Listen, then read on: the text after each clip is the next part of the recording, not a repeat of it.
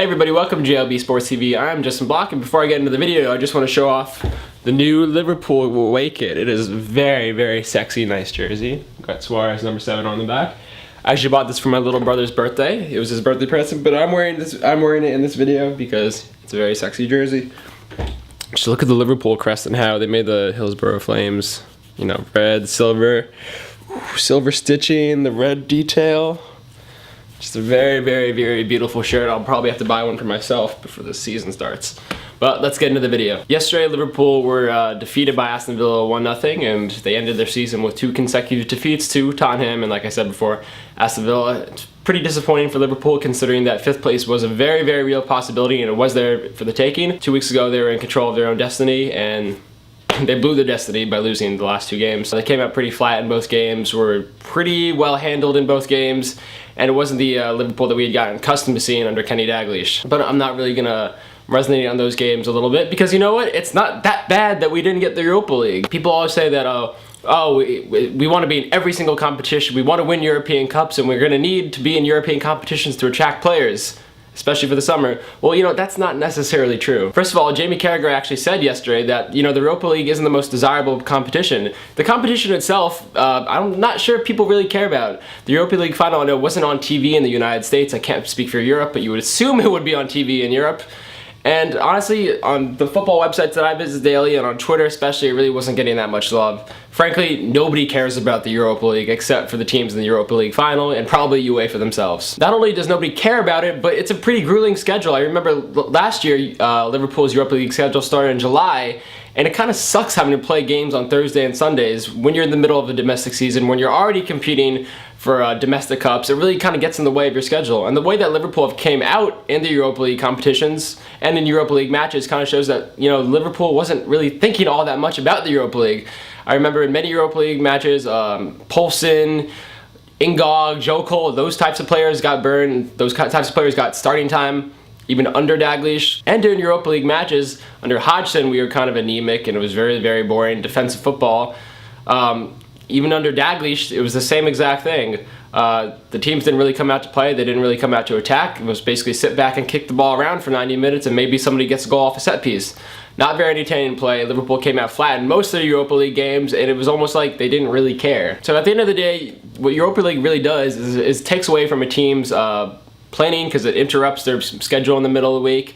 It just puts star players up for injury risk, it hurts their fitness, and it takes away concentration from the English Premier League. And as a Liverpool fan, I know that I could probably speak for 99.99% of the fan base when I say that Liverpool only cares about the Premier League. We're not in the Champions League next year.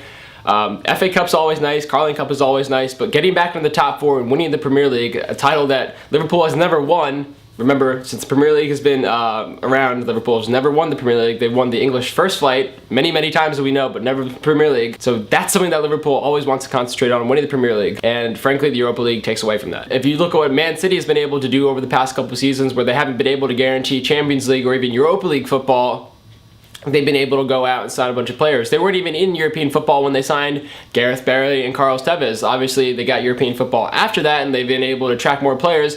But let's be honest, people are coming to Man City not because they're excited to play in the Champions League. No, they're coming because Man City's essentially handing each and every one of their players a blank check. And at the end of the day, a blank check is all that matters to probably 90% of players out there. To be honest, players aren't going to pick another club over Liverpool just because Liverpool doesn't have a top 5 spot, or they're not in the Champions League, or they're not in the Europa League.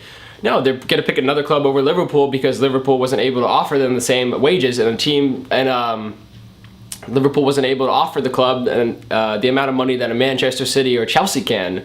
Now, Liverpool should be able to attract clubs because of the new ownership situation. In the years past, it's been very hard for Liverpool to sign players because simply put, they didn't have any money, and it was a very undesirable club because of the ownership situation. But with Kenny Dalglish in, and John Henry in, and the investment in, and the money actually there for once, who wouldn't want to come to Liverpool? It's a historic club on the up and up with a great groundwork and players. Now, there's also been an emphasis on Liverpool signing English players. I think for English players especially, they're not going to care about the Europa League as much. I'm pretty sure Joey Barton, Charlie Adam, or Ashley Young aren't going to pick Manchester United or Man City over Liverpool just because they're not in European football. Like I said, They're English players, and they care about winning the domestic cups and winning the domestic league more than anything. And you know, Liverpool was actually able to attract Luis Suarez, a top-flight European talent, or top-flight Uruguayan talent, in January when Liverpool was in the complete abyss. So once again, European football is not necessary to sign top 5 players. What is necessary is a blank check and I guess faith and a good manager and a good ownership situation. And like I said, with John Henry coming in, I think Liverpool will have more than a few blank checks this summer. So my fellow Liverpool fans, don't sweat it that Liverpool didn't get first place. There will be signings galore this summer. Liverpool overall will be in a better shape to compete domestically next year with no Europa League prospects. I just want to touch on, I guess, looking forward to next year. I'm expecting Liverpool to finish in the top 4 with the additions and the new signings. I'm expecting them to be able to compete for the English Premier League by the 2012 to 2013 season, unless, of course, John Henry goes on a Galacticos level spending spree over the summer and all of a sudden we have 6 new star players in the lineup. Then I guess you would expect to win the Premier League. But that's all for today with JLB Sports TV. I am Justin Block. I will have more videos on Liverpool coming up in the near future. Don't worry about it, I got ideas. And everybody enjoy your summer.